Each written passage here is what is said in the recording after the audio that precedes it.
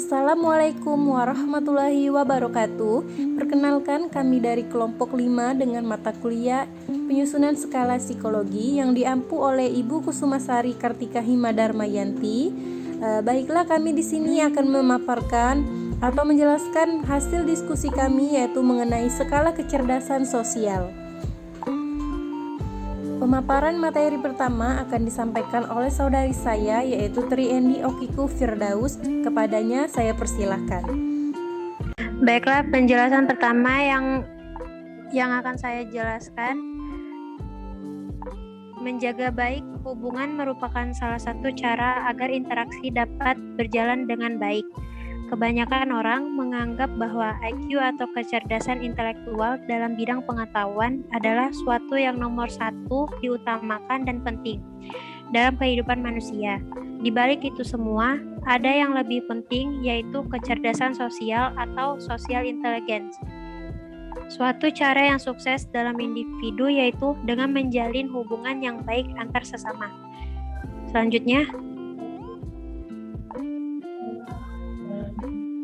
Selanjutnya ada masalah penelitian. Dengan merujuk pada latar belakang dan rumusan masalah tersebut, maka yang menjadi tujuan penelitian ini adalah untuk mengetahui hubungan antar kecerdasan sosial. Yang pertama, apakah itu kecerdasan sosial? Yang kedua, bagaimana individu menampilkan diri dengan efektif saat berinteraksi dengan orang lain? Yang ketiga, bagaimana mengetahui dan memahami teori kecerdasan sosial. Yang keempat, mengetahui dan memahami dasar-dasar kecerdasan sosial. Dan yang terakhir, bagaimana tujuan penyusunan skala kecemasan sosial. Itu saja yang dapat saya sampaikan. Terima kasih. Baiklah, penjelasan selanjutnya akan dijelaskan oleh saya mengenai tujuan penelitian. Di sini ada 5. Yang pertama itu untuk mengetahui apa itu kecerdasan sosial. Yang kedua itu untuk mengetahui komponen-komponen dalam kecerdasan sosial. Dan yang ketiga untuk mengetahui apakah alat ukur yang digunakan itu valid dan reliable. Yang keempat untuk mengetahui apa saja kesulitan yang terdapat pada analisis item. Dan yang terakhir, apakah alat ukur itu memiliki norma-norma yang baik. Selanjutnya, selain tujuan, di sini ada pun manfaat penelitian. Manfaat penelitian ini diharapkan dapat menambah ilmu pengetahuan, terutama dalam bidang psikologi sosial. Serta penelitian ini juga pun diharapkan dapat membuka wawasan mengenai pentingnya akan adanya kecerdasan sosial serta interaksi sosial di dalam kehidupan manusia.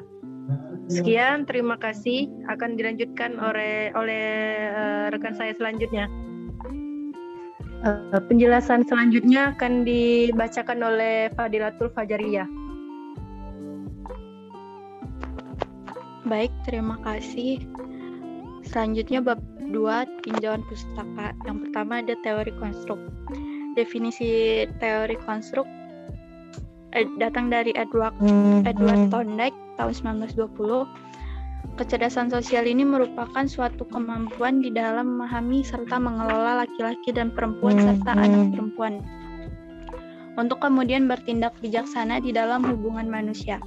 Menurut Shamsu 2004, kemampuan di dalam dirinya atau juga lingkungannya dengan secara optimal serta bereaksi dengan tepat untuk dapat atau bisa melakukan keberhasilan perilaku sosial.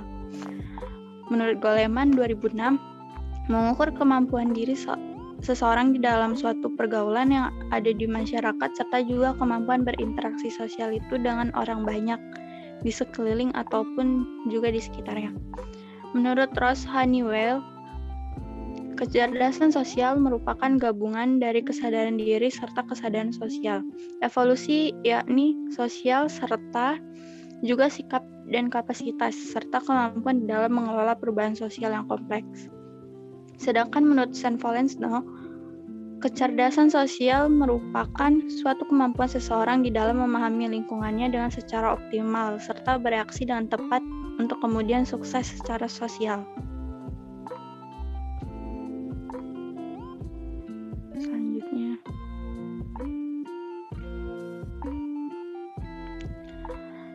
Yang kedua ada komponen kecerdasan sosial menurut Goleman 2006, yaitu 1. Kecerdasan sosial yang terdiri dari empati dasar, penyelarasan, ketepatan empatik, dan kognisi sosial.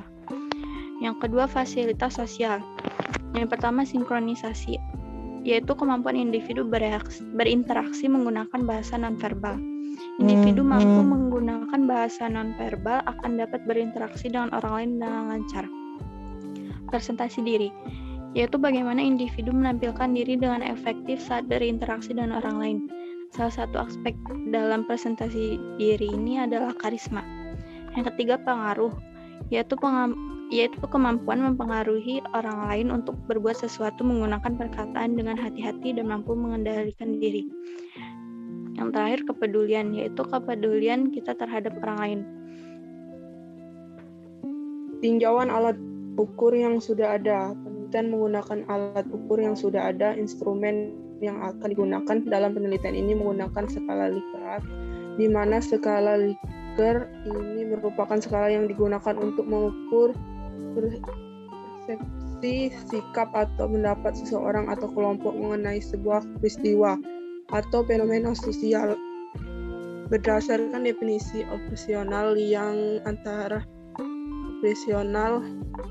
yang telah ditetapkan oleh penelitian, skala ini terdiri atas 5 penelitian jawaban, antara lain sangat setuju,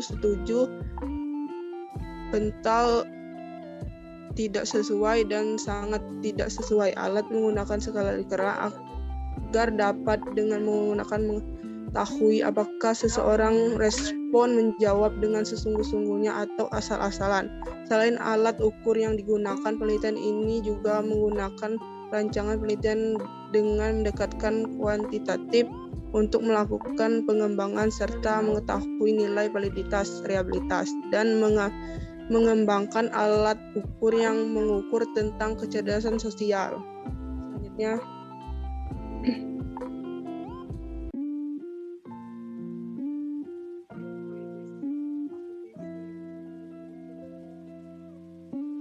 teori psikometrik.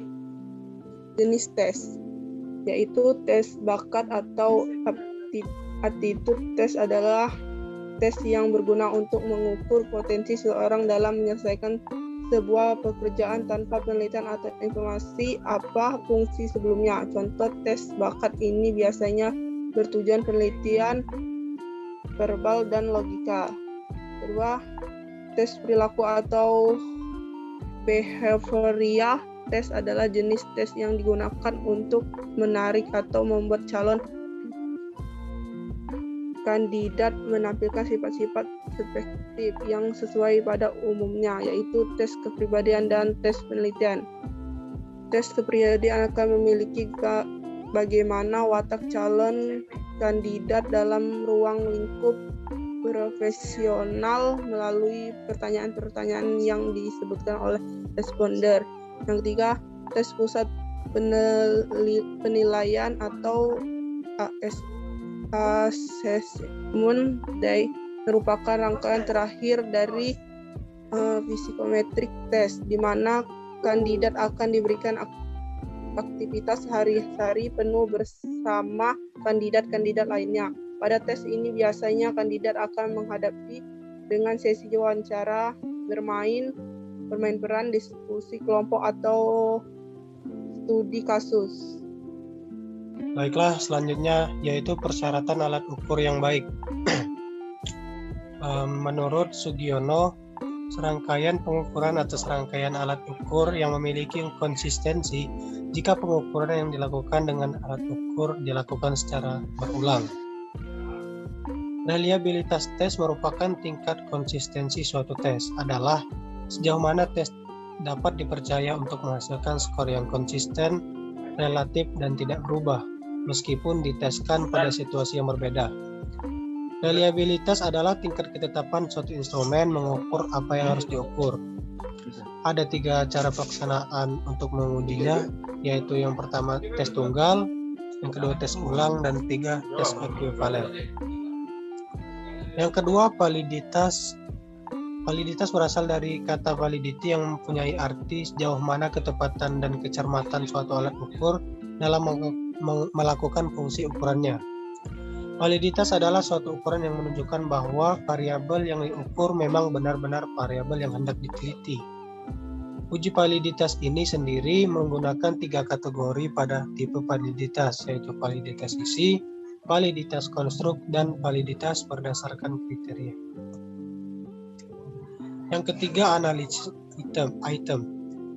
Analisis item adalah suatu prosedur yang dilakukan untuk menilai kualitas dari item dan tes secara keseluruhan.